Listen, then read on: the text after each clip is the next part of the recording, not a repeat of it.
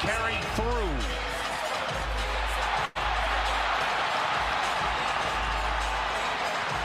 Two big guys going at it, boy. This is a big guy battle. Wow.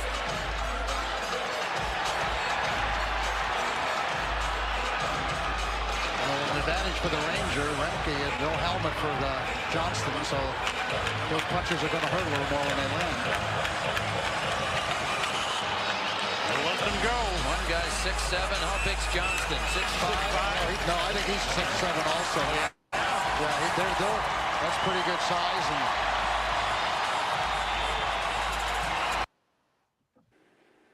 come on, man. Bring it. Sorry, Fire we it up, lost you baby. for a second there. We lost everybody. Welcome to the Instigators Hockey Show. That guy right there, that's Kotze. That guy right there, that's the mailman. That guy over there, that's the goon. Welcome to the Instigators Hockey Show. 15 years of bringing some insanity about hockey to your living room. And we love doing it. But enough of the shenanigans. We lost some time. I'm sorry.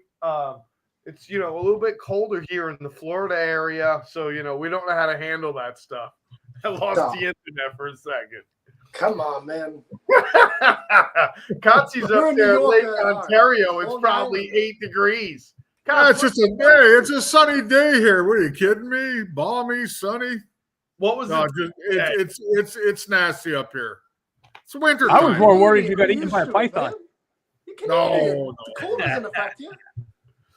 Remember, I'm the only Canadian here. We know how to That's deal what I'm with saying. stuff. Not You're like Canadian. you Americans. You guys shit yourself every time there's a snowfall. Iguanas. Luch, iguanas falling from the trees. I just hate when people would shovel the mailbox and I got to put the mail in the mailbox. Trust me.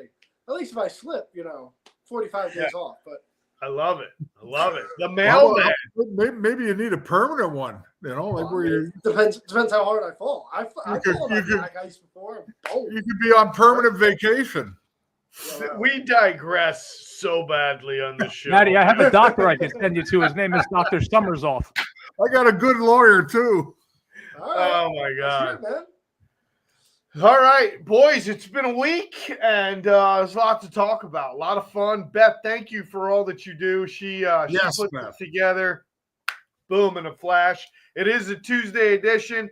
I want to say, from all of us, we want to thank all the veterans, my dad being one, for everything that you've done for our country and continue to do. So happy Veterans Day to all the vets out there. We really do appreciate you and we honor your service. So happy Tuesday, Veterans Day, November 11th. I don't even know what show number this is because we're having so much fun. 6 or 7? Go right to the stat man. He'll let you know. Come on. Let's go. All right. So we got a lot to do. So let's do this. I guess we're going to start off soft in a way, but we got to talk about who's hot and who's not. Kotze brought up the Boston Bruins. Maddie and I have been talking Ducks. And then a real surprise, beating really good teams is the New York Islanders. So, we'll go around the horn here. Everybody's got a shot. We'll start with the goon, Ricky O. Ricky, talk a little bit about your favorite New York Islanders down there, man. Okay. I was going to go the opposite direction and talk who's not, because I don't watch Islander hockey. I refuse to watch it unless the Rangers are playing. Go. So who's not? You're hating 2 Islanders on here. I think right now the worst team in the National Hockey League, and I watch a lot of hockey at night, as you can see behind me, probably bouncing off my screens on the jerseys. I have 4 TVs going right now. The Nashville Predators may be the worst together hockey team I have seen in a long time. Yeah. Over Calgary? Yes, I would say they're not as good as Calgary. I'd agree with the that. Nashville Predators are ready to blow it up today. It's one good thing about the Nashville media is their announcers are the team announcers, so you get a lot of inside stuff on sports radio. Their general manager does every Tuesday a live hour and a half on the radio out here. He discusses stuff. That's where the Stamkos rumors came from about he was giving him the option of staying or going already 2 weeks into the season. There's talk today about Soros being asked when they get back from Sweden where he'd like to go, that they think it's time to move on from their goaltending. This is a 10-year core. People don't realize that. Yossi and those guys have been here 10 years. And if they make Forsberg, Stamkos, and Yossi available, that's a rebuild overnight, probably, with the draft picks this team could put together with Matty Wood and Brady Martin and the guys they already have. I mean, we looked last night what Wood could do. This kid's a sniper. He reminds me a lot of a young Tim Kerr. I know Kotze knows that guy very well. Oh, yeah. He scores from 10 feet out, and he can shoot the puck. But that's all they've got going for them right now. Their captain's injured. Their goaltender's not playing too well, and they have zero offense. Stamkos looks like a deer in the headlights, and I just don't think they're playing well at all. I agree.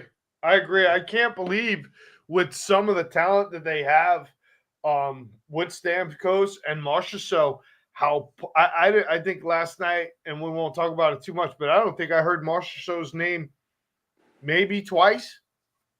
And O'Reilly too. He's going to be a big change. O'Reilly came out last week, admittedly so. He says, I can't make a 6-foot pass right now. I mean, and O'Reilly, Kotze knows this. I wanted O'Reilly a couple of years ago when just before I forgot where he went before he hit Nashville, but St. Louis. St. Louis Blue.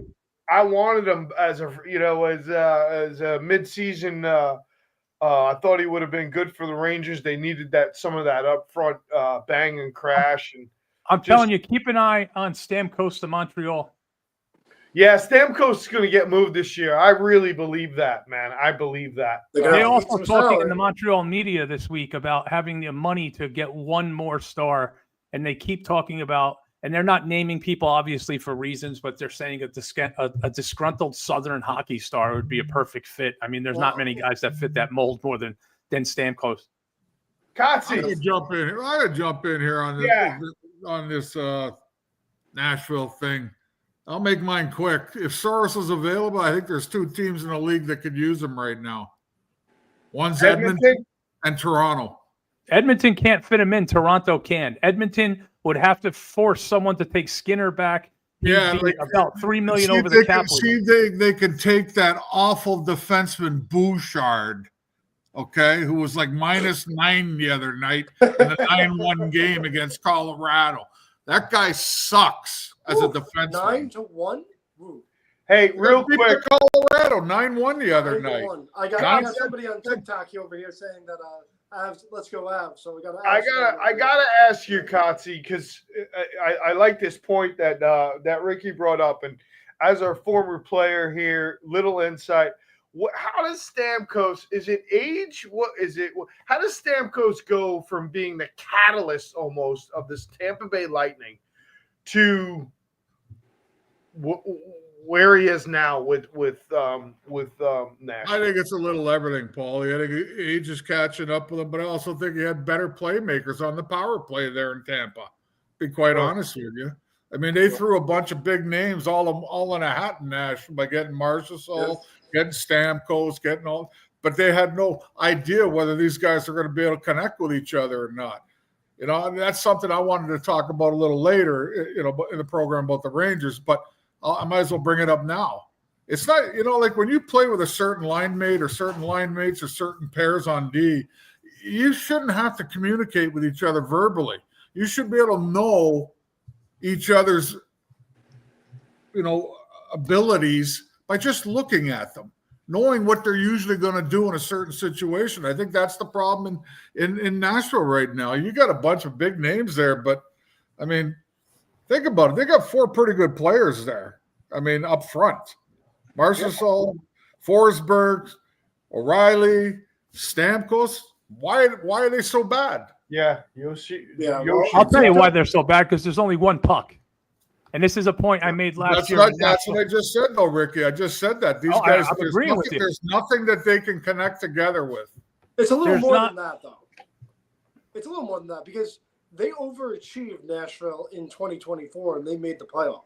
They were on the way to a rebuild, and then they kind of surprised everybody by making the playoffs. They had a ton of money. They were the free agency winners when they got Shea, Marchessault, Stamkos. They were like, if we made the playoffs with this roster, we had these veterans here, will be a contender. And then they completely bottomed out last year. They were god-awful, and they haven't been much better this year. So, the management kind of screwed themselves by spending all this money on these big names, and they haven't meshed, and their defense. Matty, it's kind of like the whole team got old all at once.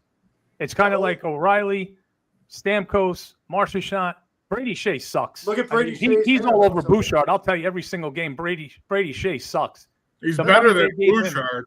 Okay, he's a 4 or 5, maybe a 6, where Bouchard's a 7. I get it. But I don't think Brady Shea is good at all in his own zone. He's terrible. He's the most overrated free agent of that class, in my opinion. I don't think here's a first-round pick who was taken very high up, who's been traded twice already. How can you say that? How can you say that, Ricky? When Steven Stamkos, a guy that's put a ton of pucks in the net in his career, has got 4 goals this year. How can you say that? Who's the worst signing? I would still. I'd take Stamkos tonight because the potential to come back is better than Brady Shea getting better overnight. No, not me. Watch when he goes to the Canadiens and he lights it up in the playoffs. It's my argument with everybody. The top guys get paid to score. Is he scoring? No. Okay, well, we'll see when he goes to Montreal. Well, that's good then. Good for him. Yeah, I think you're right. I think a new place is going to bring Stamkos out. But we'll move on. Katsi, he better get used to not getting any ice time in Montreal because he's not going to take Caulfield's or Suzuki's spot. That's absolutely for sure. Not. I agree with you. Well, let's talk about the Boston Bruins, Katz. I know you want to. Yeah, I'm watching this game. Pasternak with his 400 tonight, huh? What's that? Yeah, Pasternak with his 400 because the Leafs D's like a sieve. He's hanging around the blue line. Nobody spotted him, and they just let him go in on a breakaway. But I'm watching him here tonight, and I've watched a couple of their games in the last couple of weeks. One thing about the Bruins, they flew under the radar, in my opinion, going into this season. But you know what they do? They outwork you. That's what they're doing right now. They're outworking the Leafs like it's not even close. Like Leafs are skating with like cement boots on, and the Bruins are just flying everywhere, beating them to the puck. And I guess that's just a new style of hockey or an old style of hockey for Boston. Because right now, if they win tonight, that's their 6 in a row, guys. 6 wins in a row. Yeah. Only Anaheim, can do that tonight too. When they play Colorado, I think they're playing tonight. That's a big game tonight. That's the game of the night. Game of the night tonight. Yeah. But I'm impressed with the way Boston works. With they lose a couple of players there, over the last couple of years, and seem to have bounced back. Real quick, you brought up the Leafs. There's somebody on this panel that said Toronto wouldn't make the playoffs. And somebody on this panel said that they'd be better without Marner. And somebody on this panel told me Utah was going to win the Stanley Cup, and they seem to have dropped a little bit too in the last week. Yeah, you did. Yeah, you did. Stop. Oh, you did. Somebody told me Utah is going to contend for a Stanley Cup this year. So I know. So we'll see. Utah's falling down. They're falling and they can't get up. So yeah. Well, I know that feeling. But back to the original question on Boston, they're really a team that I've been very impressed with. 6-game winning streak. You traded Marchand, you traded Carlo. Fans were not happy when they traded Marchand last year. Right. I mean, I was like, this is going to be a full-on rebuild. I thought they were going to trade. Pasternak was going to be thought about trading at the deadline. That was going to be the big fish. But they're 10-7 on the season coming into tonight. This team goes how Swayman goes. When Swayman's good in net, they could beat pretty much anyone. Listen. You told me when the Rangers won all of those games on the road, you told me don't get too excited. Don't get too excited about Boston. They're ripping Carlo big time in Toronto. Here's a guy 6'5", and I thought for sure this guy's 6'5", 220 or whatever he is. He plays like he's 5'5", 140. It's the Toronto effect. I thought he'd be a better, bigger physical force for him. I was wrong. Toronto's screwed right now because Stolar's hurt. That's why he's out of the game. So they lost their goalie right now. God only knows. They need a goalie, Ricky. They need a goalie. They need a goalie terrible, and you're right. Saros is the guy. Saros would put Toronto in a better category. Not saying cup. I'm just saying better category. Yeah. Not the playoffs. Well, We'll moving see. on here. Anaheim Ducks are 9-1 in their last 10 games. Chris Kreider's got what? 8 goals in 10 games? I think he's got more than that. 9? 9. 9 goals in what? In 10 games? 9. Yep, yeah, and we got a fine. Norris winning trophy defenseman back there. You said that, Jacob Trouba.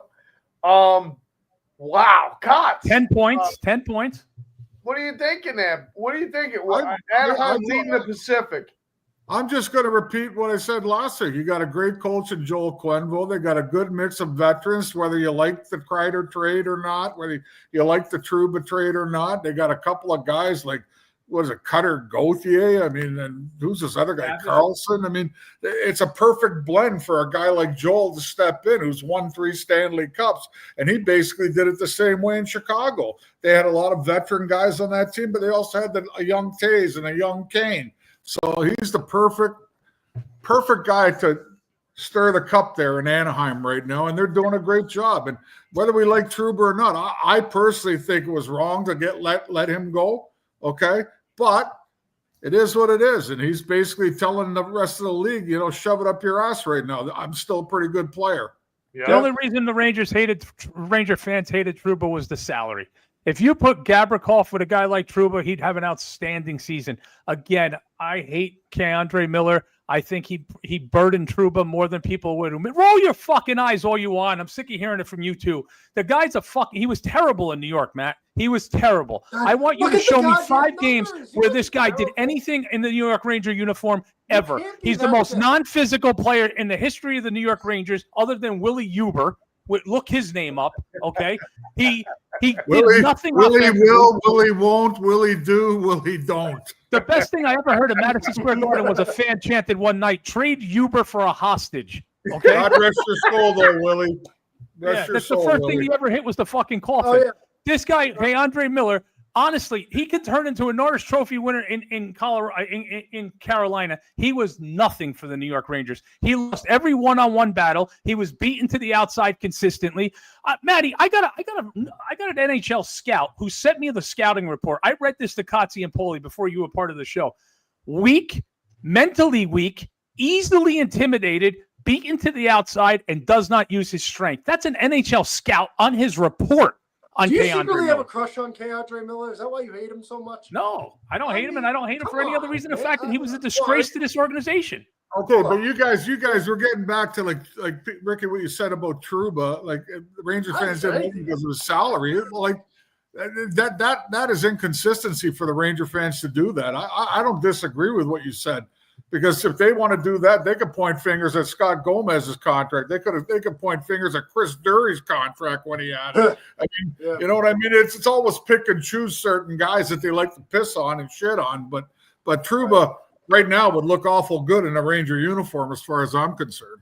Hey, all I got to say right now is if you live in California, you have 3 or 4 of the best generational hockey talents in the last 20 years coming up between Carlson, Celebrini, Will Smith, and those guys they got out there in San Jose and Anaheim.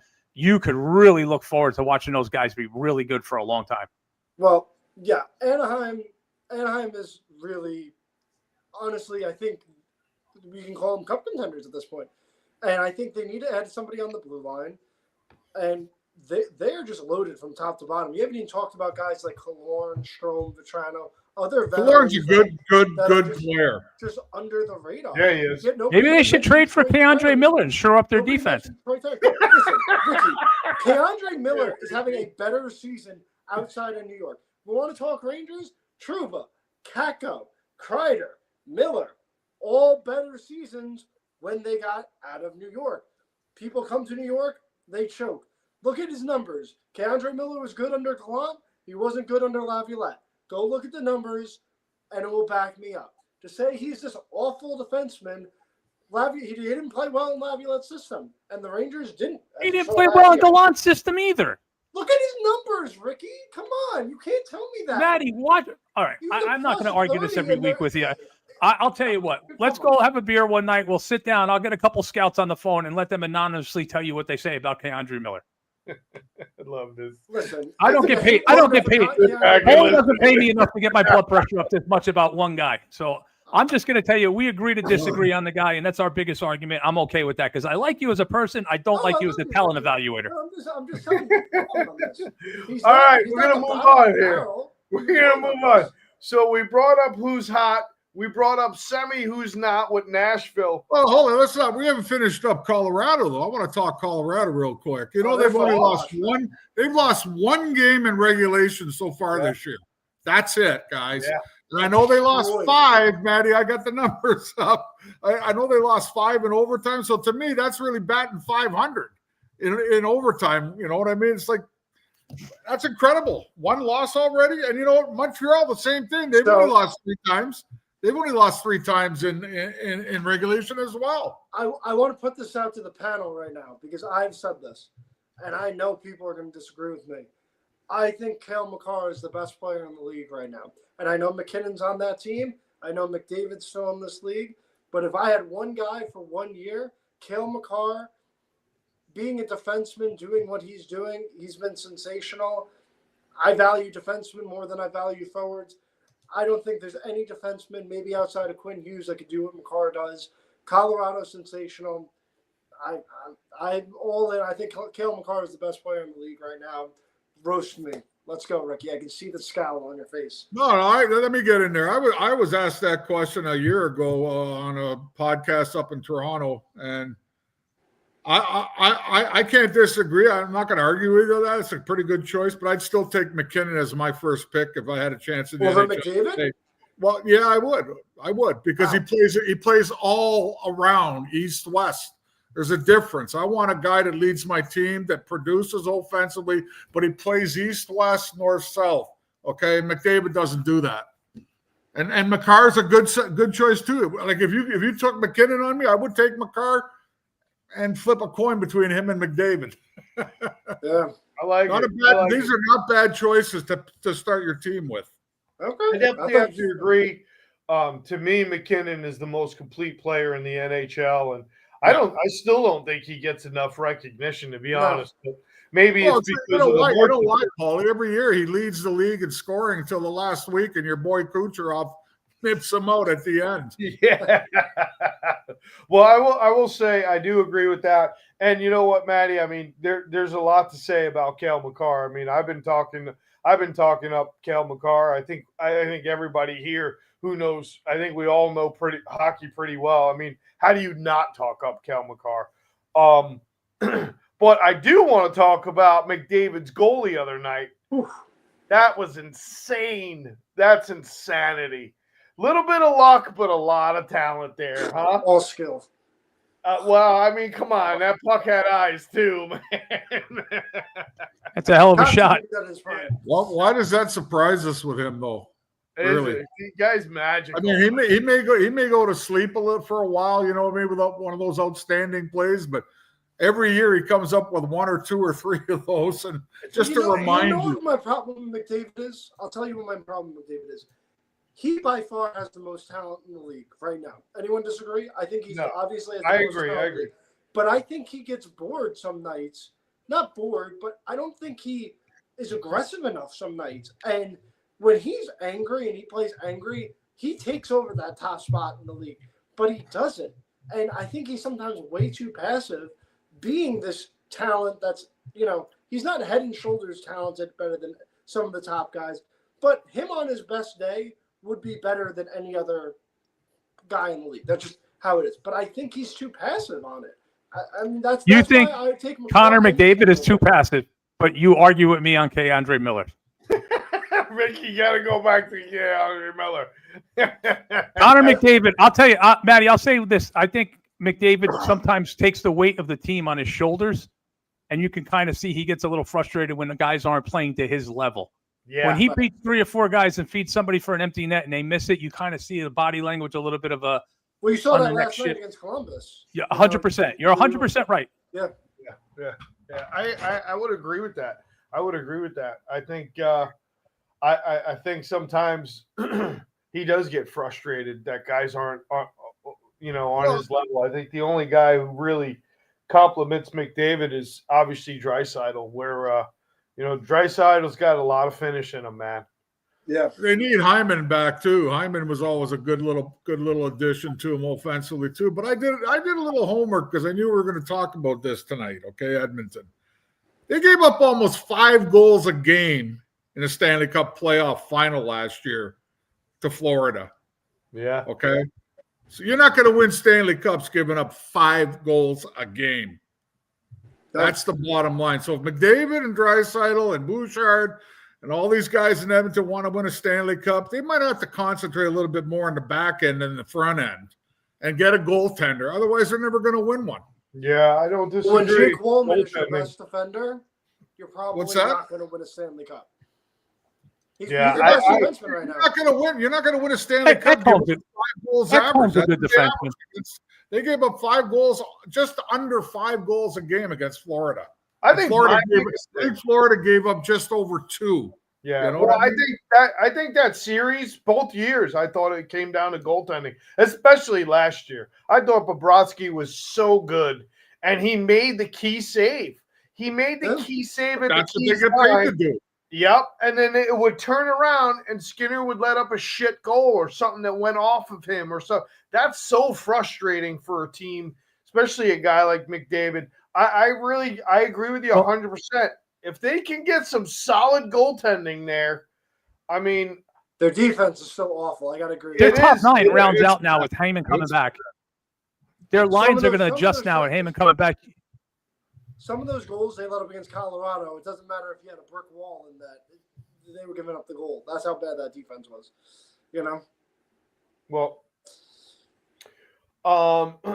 let's see here. All right, so Kotz, I know we wanted to talk about the Hall of Fame induction. Yeah, I just want to bring up a little quick thing. How the wonderful head of the NHL,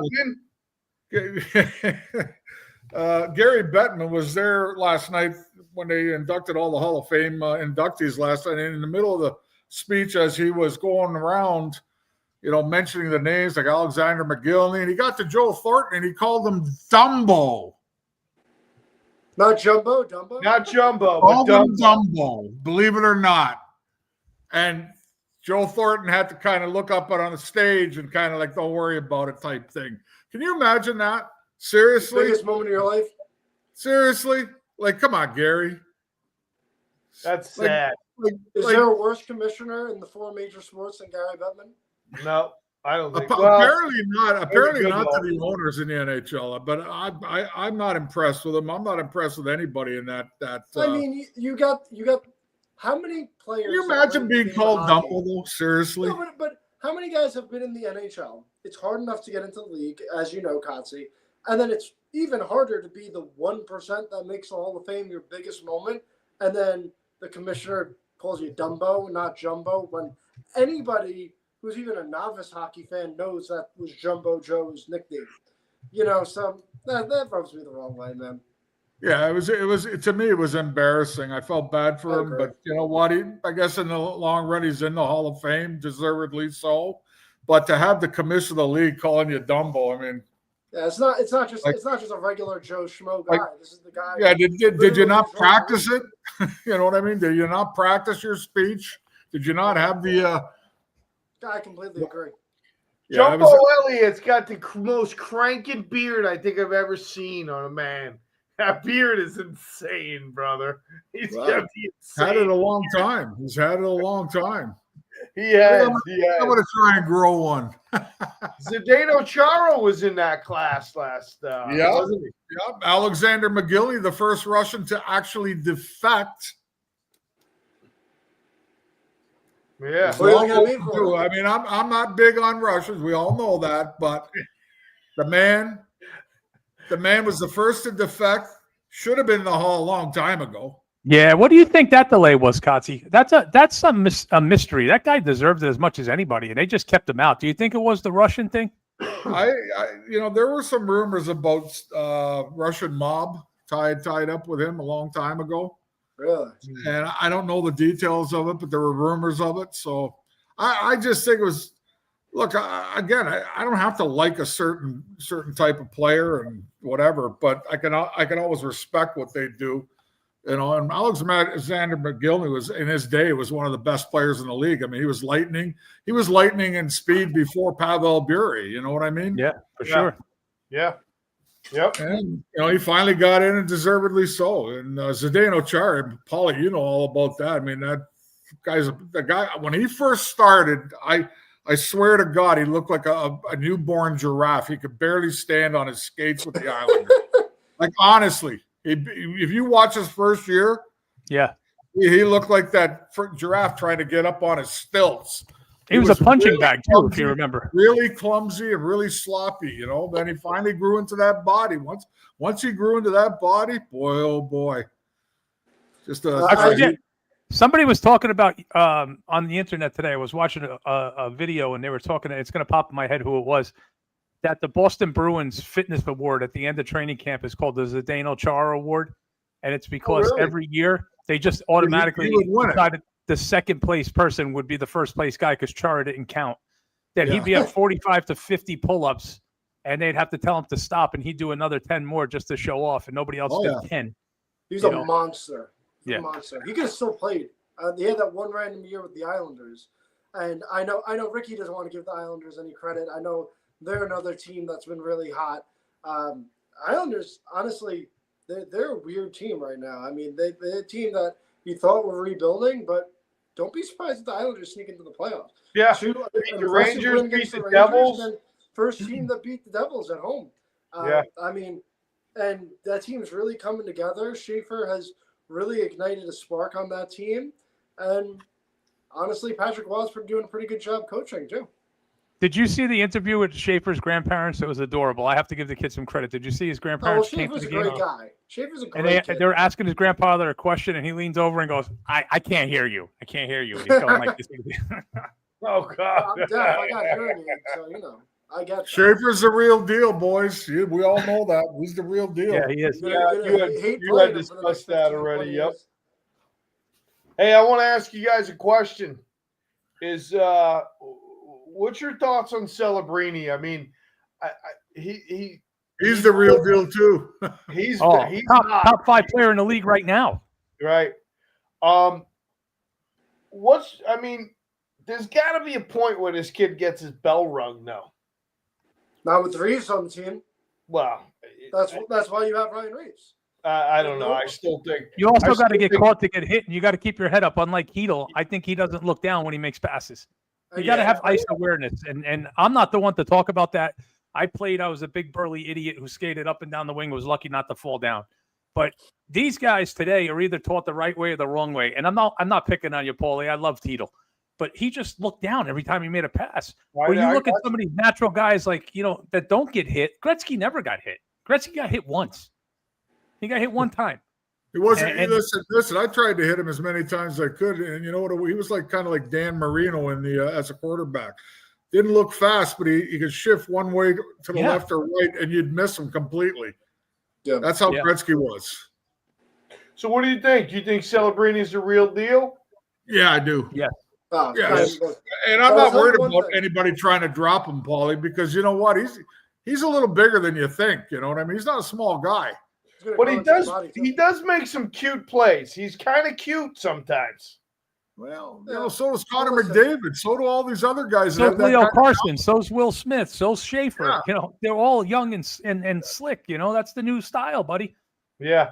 Well, I know, but there's going to be a time when he get lined up. It's going to be timed up, man. I mean, look at the kid in Chicago. What's his name? Bedard. But how did he get lined up? He looked down and he got steamrolled. He's gotten lit up a few times. So but he's also got 20-something points now too, or something like that. Bedard. Well, that was my whole point. We're talking about Celebrini, and Celebrini. Everyone kept saying how Celebrini is so much better than Bedard, and Bedard has come out right now, and he took over the lead. Well, not over the lead, but he took over. He went ahead of Celebrini. I mean, so Celebrini is 100% the real deal, but people are underrating Bedard. Matty, I disagree with you. I think that people built Bedard up to such a level when he came out that you were expecting Gretzky-esque type hockey, and you didn't get it. Where Celebrini kind of flew under the weather as far as being the next dominant player, and all of a sudden he's dominant. So yeah, but let's Chicago call was so bad. it what it really is in Chicago. When he came to Chicago, Bedard, they were horseshit. They were Yeah, that's they what were I'm a saying. team that was Oh, running a 100%. field.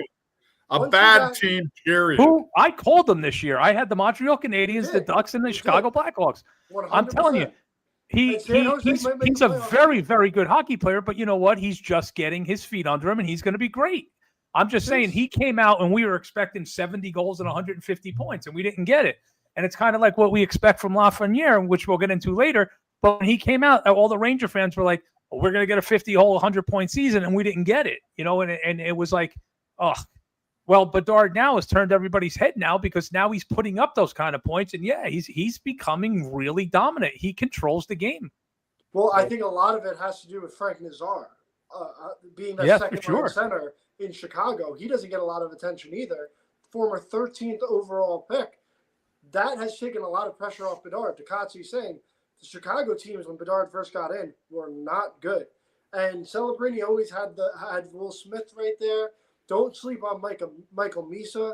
Chicago, I think, gets in because they've been playing really, really good hockey.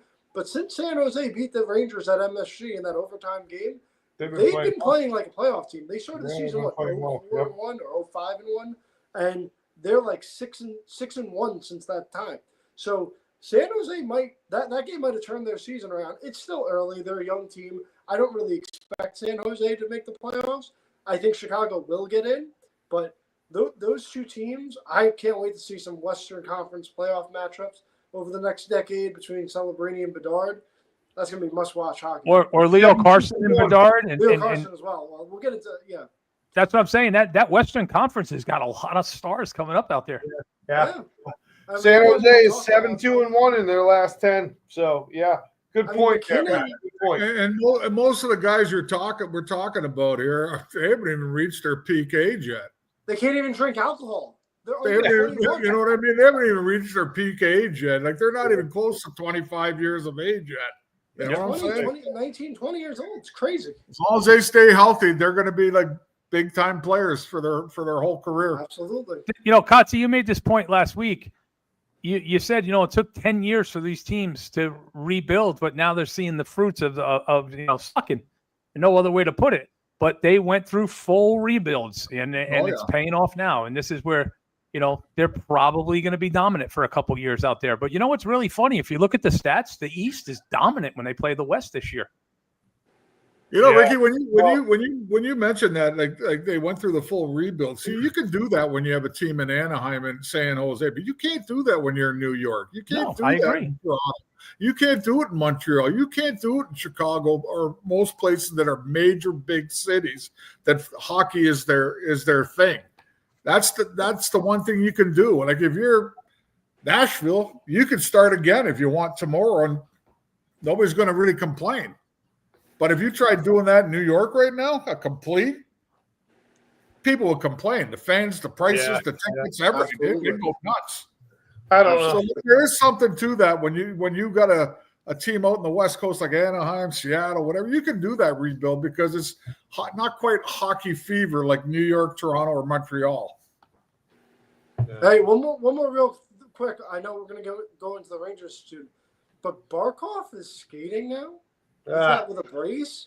Oh, he'll be back. I mean, He'll be back. I've been saying this about Florida since he got hurt. If somehow they could get healthy, and we know Tkachuk is coming back at some point, but if Barkov comes back at some point, I can't say before March, but if he gets back April and Florida's in the playoffs, it doesn't matter where Florida seeds because they started off as a road team every single series last year, still won the Stanley Cup. But if Barkov can come back offensively and defensively, they are going to be another tough out because then that team is already used to playing without him. And then he comes back basically as like an addition, kind of like a trade deadline acquisition. Watch out. I mean, crazy. A freak athlete to come back after that injury. That team knows how to win with or without their stars. They've even shown. Well, they did it last year. Barkov didn't play the whole season last year. Well, he was in there in the playoffs. That's all that matters. I'm just saying, Really that team just knows how to win. They adjust properly, is what they do. They don't have their stud Barkov or Tkachuk. We'll play it the way we know how to win a game, and that's what's good about their team. Last night's game against Vegas, they relied on their goaltending. Vegas dominated that third period and threw everything at them, and they just couldn't crack to tie that game up. And they're adjusting to play the style they need to play to win. That's what winning teams do, and they're doing it. And that's why goaltenders are the most important player on your team, Ricky. In the playoffs, absolutely. All right, we're going to hit a couple of questions, and then obviously we're going to get into the New York Rangers. Man, did this hour go quick. We're going to have to run probably a little bit over. Oh, right. Leafs are making a comeback. 4-3. Tanya in Smithtown. She wants to know if superstitions are a real thing in the hockey world, like in the case of Panarin. He went and shaved his head, and now he started scoring again. So all I know in that question was when I was a kid, I met Terry O'Reilly. And we were sitting down talking one day, and I was a little kid. I wasn't even old enough to drive. And somebody asked Terry a question, and it was about the Boston Bruins locker room in the 70s and 80s, and it had the giant B on the rug. And literally, if you walked across the B, you were banned from the locker room. And if you were a player who did it, they beat the shit out of you. And it was just a superstition of not being able to walk on a rug. Who has to tape a stick a certain way? Jerry Cheever's mask wasn't allowed to be touched by anybody except for himself and the trainer who put the fake stitches on it. Every player's got superstitions, man. Some of them are just hysterical. Kotz, what did you have a superstition at all? No, not really. But I do know, Ricky. Yeah. I do know that's basically a theme with all teams. Don't walk on the emblem in the dressing room. Because if you do, you get fined. Back in our day, it was like $100. Today, it's probably like 1,000 or more because of the money they make. You can't step on it. They won't even let reporters step on them. Okay. After Never a game, touch the cup if you didn't win it. Things like that. They'll give it to the reporters big time if they step on any of those emblems. The biggest superstitious guy that I ever played with was Phil Esposito. Really? Yeah. I sat next to him in the garden on our home games, and he had typical Italian. Ricky had rabbit's feet up everywhere, all these fucking things everywhere around his stall. It didn't even look like a hockey stall. It had all these little things hanging everywhere. And boy, oh boy, and Ricky's right. He crossed the sticks. If anybody touched Phil's sticks, he went absolutely ape shit. Really? Yeah, I sat right next to him, and I mean, he's over here on this side, and I'm like over here getting dressed. I didn't want to go anywhere near. It's in the book on Thin Ice where he talks about or else he's going to scream at me being a rookie.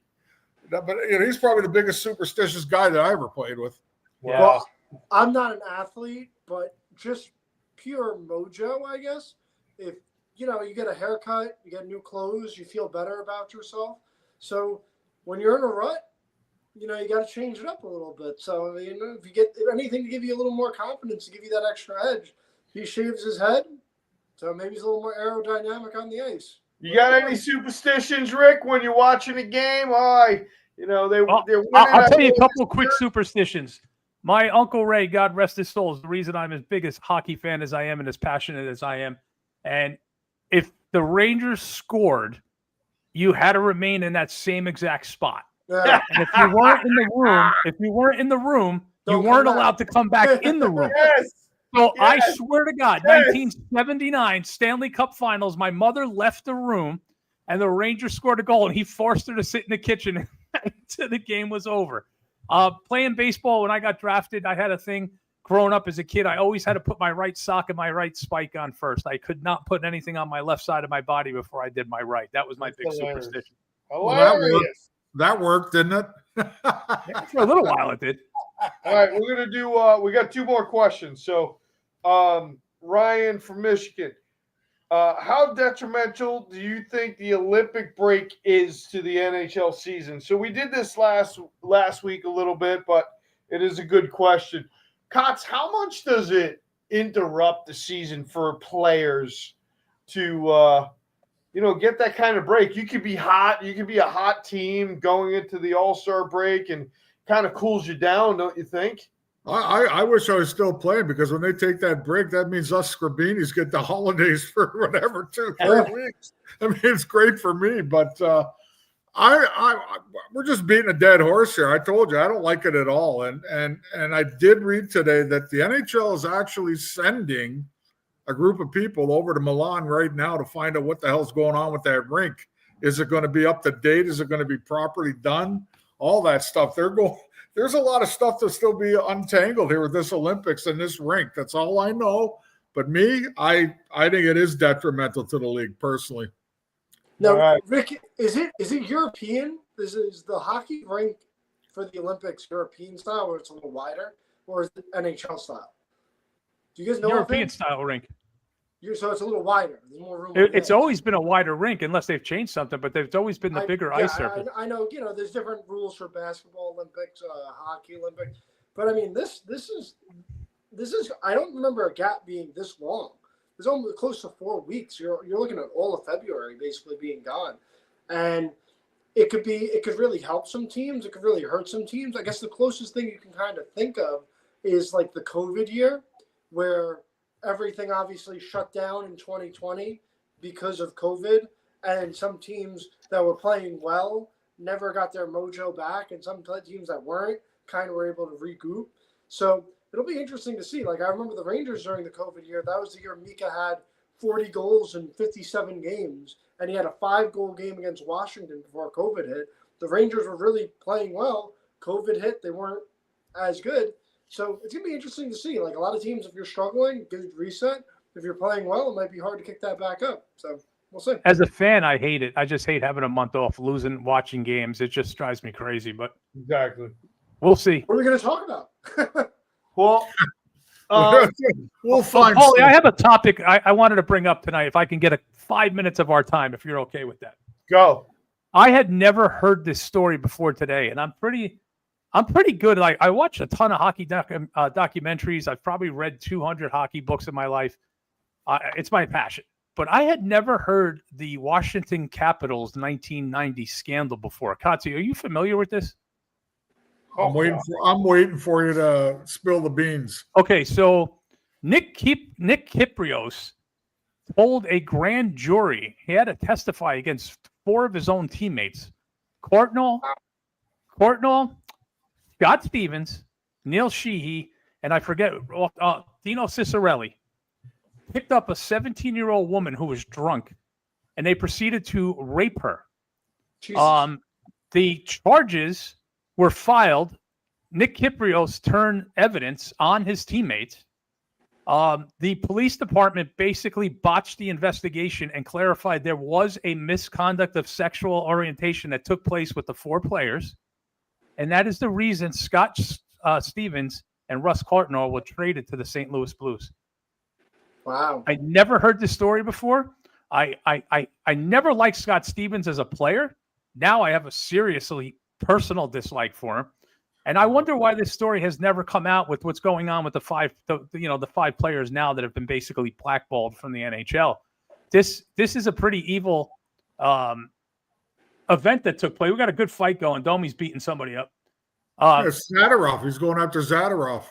We got, you got 4 top players for the Washington Capitals who are involved in a sex scandal, and it's never been talked about. And I know it was the 90s and the internet wasn't prevalent, and I know that the news and everything, but Scott Stevens is a player that went on to become a holy grail in the NHL, and to never hear this information is a little upsetting to me. I don't know how anybody else feels about that. Cicerelli was always a scumbag. Ricky, there's all kinds of stuff and rumors and stuff like that back when I played from 78 to 1990. I mean, from whatever pro league I was in at the time. It doesn't. Listen, I'm not going to say it's true because I don't know for sure. Oh, no, it is true. It's documented. Well, okay, but I don't know if it is or it isn't. Okay, that's just giving you my opinion, but I wouldn't doubt it. Okay, I wouldn't doubt it because a lot of shit happened. A lot of shit happened back in those days. Wow. You know what I mean? A lot of stuff happened. I mean, Dino Cicerelli got caught in Minnesota walking out picking up his newspaper naked. Remember that? Yeah, remember that? He was doing it, on a consistent basis until a neighbor finally complained about it. So got arrested on the ice too for what he did. But I'll tell you what, Dino Cicerelli could still play on my team any day. I just can't believe the story that one of the teammates and Nick Kyprios turned evidence against him. It's kind of just It's an amazing story, and if you get a chance to research it, guys, research it because I've never heard it before, and it's fascinating to me that something like that's been covered up for 40 years. Yeah, I don't know if he's brown nosing or not, but it seems like if that's the case, and that's what Nick Kypreos did, he brown noses his way to where he is today. Yeah. Wow. Well, listen, I mean, I think these kind of things happen in sports far too often, and they do get swept under the rug. It's not just the NHL, NFL, NBA, MLB, MLS, Olympic scandals, you name it. There's always some kind of either drug or sex scandal that goes on. There's just no place in society for that. And anybody that respects women, anybody that has a daughter like myself, when you hear those kind of stories, it just makes your skin crawl. You don't have any respect because those people aren't men. And honestly, it's just sickening. It's disgusting. And I tell that person, no matter how big or strong or how athletic they are, I tell that to their face. And honestly, it sets me off hearing something like that. And just it touches a nerve. And that's just Ricky, I got my 2 cents on that is, wow, I've never heard it before. So, I mean, it's cool that you brought that up. I love the research and the stuff like that. But I think you hit the nail on the head when you said, in that time, first of all, hockey wasn't and still, it is the lower seed in the sports world. I mean, it is growing, but back then pretty quiet. And like you said, not much internet coverage, probably, a lot of hoopla where nobody cared, and probably a lot of money spent to keep a lot of people quiet. But it is interesting. Yeah, I never even heard of it. I never even knew it until you brought it up, 6 minutes ago. So. Look, as the elder old man here, a lot of stuff in my lifetime was allowable 30, 40 years ago. Okay. Sure. A lot of stuff 20 years ago was allowable. A lot of stuff that you're going through now with your family and everything else is allowable, Matt. But I guarantee you in 20 years from now, what you think's allowable today is not going to be allowable 20 years from now. Yeah. That's just the way society works. I mean, back then, nobody cared, nobody knew. That's just the bottom line. Yeah. That's the way it is. And today's society, boy, any little scoop there is gets out there now. Anything. Cell phones and the internet, baby. Got a pipeline somewhere. All right, last 12 minutes here, boys. We got to talk New York Rangers. Big win last night. No better opponent to play against at home when you haven't scored.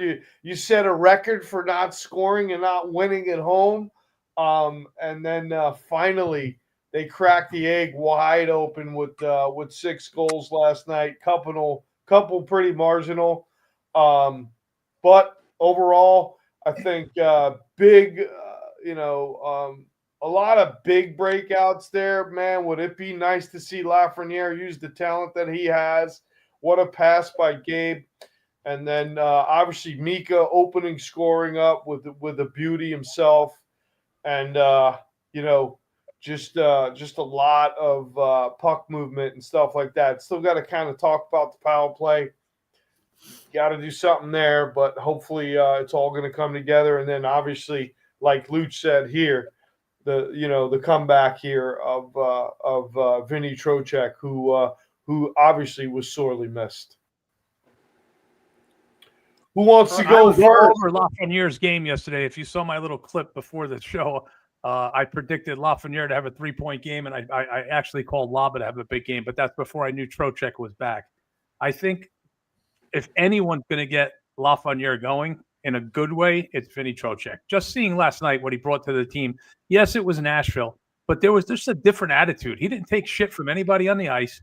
He stood up to McCarron 3 or 4 times. He threw his weight when he had a chance to throw his weight around.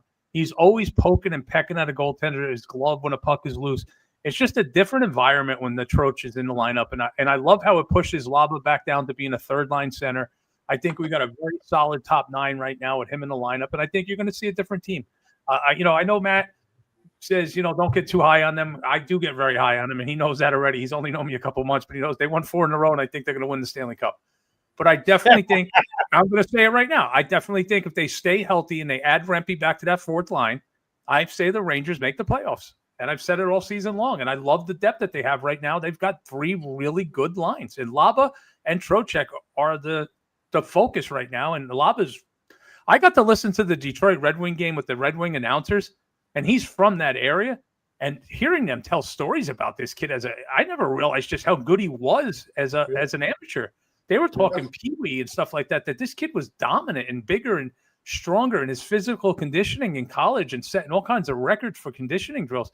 I'm pumped up right now. If this team stays healthy, they're good, and they're much better in their own zone. And now if Igor can stop giving up 60-footers over his right shoulder, we'll be okay. Yeah.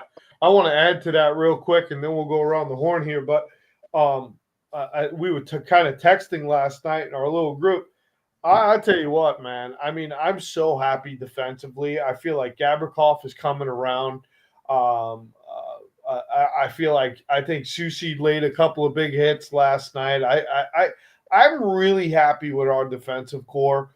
I know they're all learning each other. You know, I know Schneider and Fox but Borgen's been playing well. I just really am very happy with our defensive core more than I've been. And Kotze knows, and Kotze and I have talked about this for years. I think I'm happier now with this defensive core than I've ever been in a long, long, long time, man. Good. You want to go, Kotze, or you want me to go? No, you go ahead, Matt. All right. Listen, I'm very happy to get the 2 points at home. Very, very happy. There's still a lot of work to be done. Big picture, we won 5 out of 7. Good. That's a good hockey team. But we got to be consistent. Before the season started, I said in 2020 that either your top guys are going to play like 2024 or like 2025. 2024, Panarin had 120 points. Miller had 102 with Vancouver. Zibanejad had over 75. Fox was very good. Lafreniere had a career year. Trocheck had 77. All last year, those guys dropped down. Can we get consistent production? Last night was great. Anytime you score 6 goals. Nobody mentioned Perreault yet. Perreault on the top line, I absolutely love. I think that's great. Lafreniere, we've been hard on him. Since I called him a bust on TikTok, you can see the video, he's had 8 points in 7 games. So maybe he saw that video and got motivated, but hey, he's been very, very good. The defense is solid. I do have a little concerns about Shesterkin. I think he's been letting up a lot more soft goals of late. I think Quick has actually been overall better. Shesterkin had a hot start this season, gave up only 6 goals in 6 games, and since then, he's been kind of mid by his standards. But before I get excited, I need to see the power play do something. The power play still is dreadful. You need to see something out of the power play. You need to see some consistency. You need to get to at least 20, 22% on the power play. Right now, they're not there. And JT Miller, boy, he is not good right now. 8 points in 17 games. I thought he would be a lot better than he is. He needs to get going. I don't know if they need to put Zibanejad on at a center and bump him to the wing to get him going, but I'm happy with the win, but don't get your hopes up too high. Let's see how this week goes. Has anybody noticed how bad of a passer right now that JT Miller is? JT Miller basically fires a puck at his teammates like if he was shooting at the net, not trying to pass a puck. I've noticed that the last couple of games. He really takes a little bit too much on his passes. And another thing he does too is he's not crisp right now. He's off his game a little bit. His passes are a lot of guys' feet. Watch that the next time they play. And just, Paulie, keep an eye on that tomorrow. Give us a little scouting report while you're there live. But his passes are way off. Listen, they needed that last night. Whether we can dissect it all we want about what's good, what's bad, what's not. They needed that last night. Panarin scored 2 goals last night on shots that he would have never scored on in normal hockey. Okay? Think about it. That's good for him because he had way better chances all through the season to score, and he didn't score. So it's good to see some of the pucks have eyes for him and get into the net. And Lafreniere, if you look at his last 2 goals, exact same thing. Pretty. Oh, nobody's got hands like him when it comes to that. Yeah, they're pretty. Making the goalie look like crap and then sliding it through the legs. He did that the game before when he scored 2. They needed that game just to bust out of it, because I'm looking at it this way. It's still a top-heavy team. It's up for your guys have to score up top. Don't be waiting for the Labas, and don't be waiting for the guys on the third and fourth line to produce all the scoring for you. These guys, if they produce, I agree with Ricky, they'll make the playoffs because their defense is sound enough. Their defense is sound enough, and I'm not worried about the goaltending whatsoever. Okay, and I don't want to get into it too much because, like I kind of agree with Matt too. It's only one game, so let's not get all fired up. But you guys realize that if their record's 1-6 and 1-6-1 at home. Yeah. Can you imagine if they were 4-3-1? You know where they'd be? Yeah. In first place, people. Yeah. That's how close they are to first place still. But they're not, and that's the issue. You don't have to sell me on this, Kotze. I agree with you. It's the guy over there that thinks Andre Miller's Bobby Orr. Is this the reason why they're not is because they didn't score. It's not because of their defense. I agree. Not because of their goaltending. It's all about the guys that are getting paid the big bucks to score. And 100%. They found the net last night. Let's hope it's a beginning of new stuff for these guys, a new era, as we want to call it, because they have to score, plain and simple. Yeah. I mean, and for all we talk about Lafreniere, Panarin only has one more point than Lafreniere this season. Panarin has 12. Lafreniere has 11. Yeah, we do this every week, though, Matt. Panarin games last night. I throw jabs at you. You throw jabs at me. But, like Panarin got 3 points in one game. So Laffy got 3 points in one game last night. That makes him look good now. He's got 11 points on the year, blah, blah, blah, blah, blah. He's got to continue to do it. That's the bottom line. So is Panarin. JT Miller's got to get out of his funk. And I will add, Ricky, I said it to you last week. When Trocheck comes back, he's a shit disturber. He's got balls. He talks to people. He's an abrasive type of guy, but he's also got talent. What I noticed the most out of him last night was how many times he broke up passes and took pucks off of guys. He's got a great stick defensively. He must have stole at least 4 or 5 pucks from people last night that nobody else could do on that team. Well, I'll tell you what I want to see more of coming up. I want to see more of Will Cooley shooting the puck. He's got a great puck on the fly. You know what? I just love the fact that he could shoot on the fly like nobody we've seen in a long time on this team. Let's give Sullivan a little bit of a props here. Move the lines around. But Cooley, let's give him some props. His niece's boyfriend's still playing. It's great. I mean, I'm glad he can keep him in the lineup. Cooley's where he should be on the third line. He figured it out though, Rick. He changed the lines. What's the score? Oh my God. Fucking Ricky, you kill me, man. Well, listen, this team is gonna go. You made the big move for JT Miller because you thought he was gonna be a top center. He's not. If he doesn't get going, this team ain't going to the playoffs. Simple as that.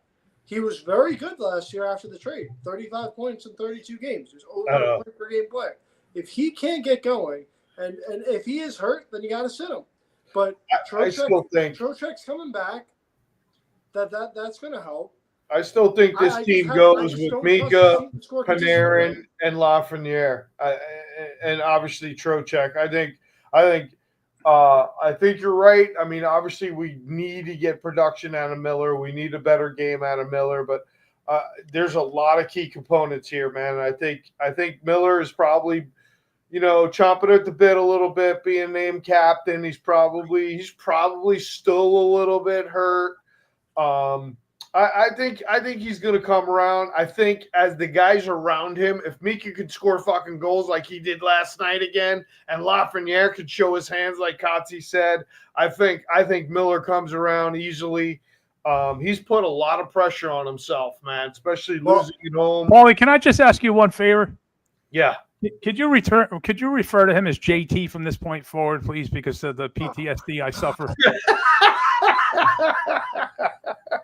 All right, JT. Here's what I do want to say. I will be at the game tomorrow. Hold on 1 second. I'll be at the game tomorrow. Looking forward. I think I'm looking forward to it. Rangers road, they are the road warriors. A lot of good news, though. Tampa's a little banged up. No Nick Paul, who's a big guy in that lineup that nobody's been talking about. Tampa has been hot, though, but it looks like McDonough is going to be out. Hedman hasn't been in practice, so they got a couple banged up players there as well. And the Rangers have been hot on the road at least. So I think it's going to be a big challenge tomorrow night. Like I said, Tampa's been hot, and their power plays, can be dangerous. They do have some dangerous offensive players. Is it me or Sorelli been their best player so far this year? He's he's good, man. I think he's been their best player because he's like both ends, east, west, north, south, and he's got like 7 or 8 goals already, I think. Well, Kucherov's pretty damn good too. Yeah, Kucherov doesn't like the back check and he doesn't like the forecheck, Paulie. Yeah, just remember I get it. He's one of those. He's a great skilled player. Gotcha. But he's not a puck digger and he's not a back checker. So I will try to refer to Miller as JT moving forward for Ricky O. Who's got what to add, and how would you like to finish this thing? Just consistency. They just got to be consistent. I mean, the name of the game is if they can score. They have 5 defensemen that are pretty set and locked in. You really just kind of Vakine and Robertson. Special teams. That are pretty much interchangeable at this point. Special teams. I'm sorry? Special teams. They have to improve special teams. Well, that goes without saying. They have to score. They have to find a way to score goals. I'm not impressed scoring 6 goals against Nashville. How many NHL quality defensemen does Nashville have? Yeah, I think it's one just a psyche thing. I'll take it. But let's see what they do against Tampa. After Tampa had a bad start, they've been playing some real good hockey. Let's see what they do here. You win a game on the road versus Tampa? Okay, I'm feeling a lot better about this. But beating up on Nashville before they're about to go to Europe for a Stadium Series, I'm not jumping over the moon on that. So we'll see. Well, the last time I looked, a win is a win, no matter who it's against, especially when you haven't won at home. So it's not like, it's still an NHL team. And look, we lost to the Ducks. I'm sorry, we lost to the Sharks. We lost to the Flames. We have not been beating those teams. And Kotze can go back as long as I do. I've watched this team since 1974. I can remember watching hockey games. And one of the things that's always hurt the Rangers is letdown games. And they've always lost a ton of games a year where they should have beaten teams and they never put them away. And it's always against a backup goaltender, too, for some reason. We always make backup goalies look like Ken Dryden. But going forward, if we can just see a consistent balance of the top 9, hopefully get that fourth line healthy and get them back on the forecheck, because another thing that does, too, and I think we underestimate that with now having Rempe, is that line was getting 12 minutes a game, 12, 13 minutes a game. And you know what that means? That means with 4 minutes left in the game, guys like Miller and Zibanejad are fresher than they would have been if they were only getting 3 minutes a game. Yeah. That line consistently was playing at a even or plus, plus minus. They hit everything that moves, and they weren't making stupid mistakes. I think that's a big addition when he gets back.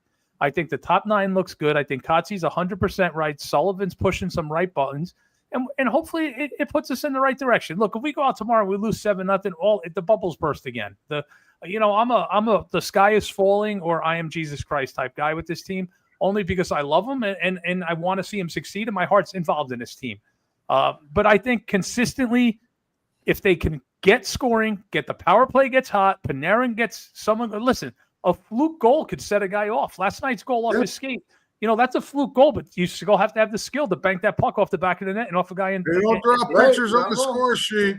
Yeah, exactly. I've never seen a puck go in the net and then have a picture of it on the score sheet afterwards. How it went in. Ricky and Matt and Paulie, the only thing I want to see is I want to see familiarity. I want to keep these lines together. Correct. I don't want to see juggling back and forth every 2 games. Let these guys play together, see what they're like together, and if they produce, you go with it. And I do agree with you too. I want Rempe back in the lineup because just him in the lineup alone, it just gives a little different buzz in the air.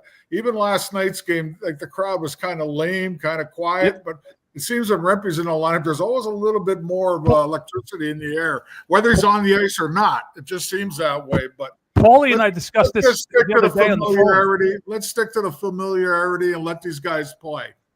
I can't say the kid's name, Matty. Who's the kid they brought up against Detroit? The big winger, Czechoslovakia. Chernobyl, Rempe, Rubrek, and Edstrom. A year from now, you got 5 guys over 6'5" on the ice, and they have talent.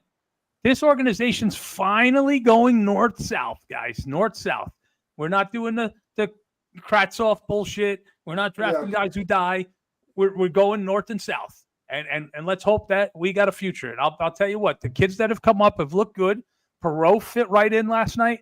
I just see positive. I just want positive, and I want to see this organization go forward, unlike Matt, who roots against us and likes Keandre Miller more than Gabe Perot. Oh boy, this is gonna be a yearly thing, huh? It's gonna be all whatever, Rob McLean. Whatever, Rod McLean. Listen, you got to stop protecting Keandre Miller, brother. just being honest. I will tell you this: Henrik Lundqvist is a god in my eyes compared to Keandre Miller. I got to be honest. One day I'm gonna have an aneurysm on the show. It's gonna be your fault, Ricky. Kotze would be the first one to tell you, and for years we talked about this, man. And I think he agrees. Currently, I think this is one of the better defensive cores that this Ranger team has had in a long time. Yeah. I don't think necessarily talent. I don't think necessarily talent-wise, but I think structurally Sullivan's defensive core has been – because those Cup teams in Pittsburgh, there wasn't a Norris winning, defenseman on them. Letang is a solid defenseman, but they didn't have superstars on the back end, but they had good structure and they could defend, and they had a hot goalie. Outside of Fox, technically, the other 5 guys are all like even. Yeah, Gavrikoff's a top end guy. You're not understanding what I'm saying. I'm not waiting for Gavrikov to lead the team in the power play. Fox is going to be on the power play regardless. Okay. What I'm saying to you is they're all pretty equal. There's nobody that's that much more better than the other. Okay, which is a good thing that you can count on 3 pairs of defensemen defensively. Well, I think we have the best 7 defensemen we've had in a long time. I know Gabrikov's making up for a lot of Fox's mistakes too, but that's the way it was with Buka Boom and Brian Leach too, guys. And that's why we got him. That's why they got him. Exactly. Defensively this year. So I'm very happy. I'd like to see 6 Kill Makars back there, but you're not going to get that. You know what I'm trying to say? So they got a perfect blend of defensemen right now that all do the same thing basically. Maybe Gavrikov a slight little better defensively, but he's not that far ahead of everybody defensively on the team. Right. And he's a perfect fit for Fox. Okay. And the other 4 guys are perfect for each other.